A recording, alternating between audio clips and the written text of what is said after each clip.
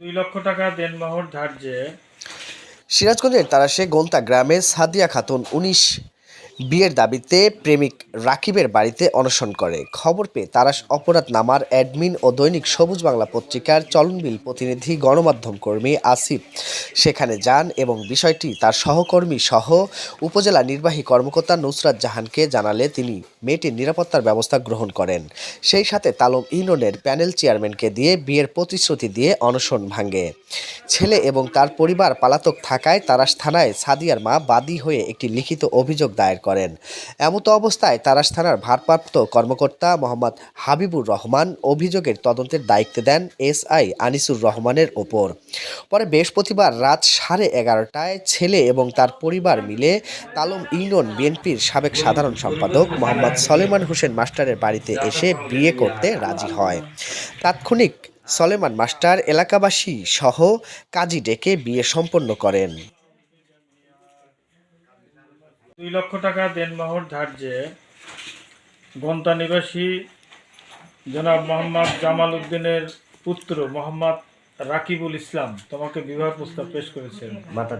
তুমি তাকে স্বামী হিসাবে কবুল করবে কি? বলো কবুল। আলহামদুলিল্লাহ কবুল।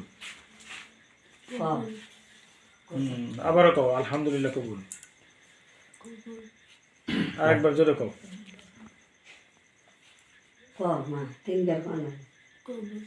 আলহামদুলিল্লাহ। শুনছেন সবাই? মেম্বার সাহেব কি শুনছেন? আলহামদুলিল্লাহ। এবার মোহর ধার্যে গোন্তা নিবাসী জনাব আলতাফ শেখের কন্যা সাদিয়া খাতুন তোমার পক্ষ থেকে বিয়ের প্রস্তাব পেশ করায় সে তোমাকে স্বামী হিসাবে কবুল করেছে। তুমি তাকে স্ত্রী হিসাবে গ্রহণ করবে কি? বলো আলহামদুলিল্লাহ কবুল। আলহামদুলিল্লাহ কবুল। আবারও কও কবুল। আরেকবার আলহামদুলিল্লাহ কবুল। আলহামদুলিল্লাহ কবুল। সাল্লাল্লাহু তাআলা আলা খায়রি খালকি মুহাম্মাদি ওয়া আলিহি ওয়া আসহাবিহি আজমাইন বিরহমাতিকা ইয়া রাকিব, এই যে সাদিয়া তোমার বাসায় উঠছিল, ওঠার পরে তোমার সাথে কথা হওয়ার পর থেকে দুপুর পর থেকে তোমার ফোন বন্ধ ছিল, তুমি কি আসলে পালাই গেছিলে কিনা? জি না, আমার পরিবারের চাপে আমি আমার পরিবার হচ্ছে 2 জায়গায়। তার কারণে আমি আমার পরিবারকে বোঝানোর জন্য আমি ওই জায়গায় গেছিলাম।